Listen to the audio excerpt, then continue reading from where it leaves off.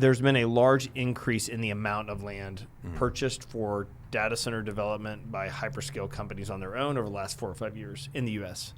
And I don't really see that changing anytime soon. I mean, we've seen, in my great little sheet of paper here, but we've seen, go up from 3,500 acres in 2020, and again, this is not all of the land, but it's most of it. 2021, 4,300 acres. 2022, 5,900 acres. 2023, 14,500 acres. 2024, almost 17,000 acres.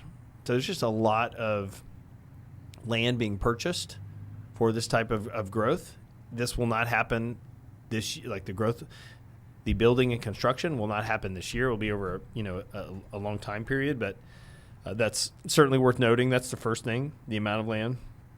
Number two, if you're taking notes, is the size of parcels that are being purchased and the average size. In 2020, it goes basically from 90 acres, 100 acres average to 150 acres to 200 acres. Now we're at 225, 250 acres average on these purchases.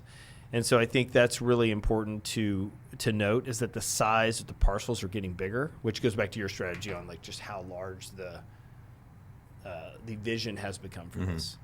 And if I got to issue a point number 3. Oh, please do. This is my pastor outline of 3-point sermon here. Okay, so in 2015, those hyperscale users had 2.5 gigawatts of built capacity, with about 71% of that being in the U.S.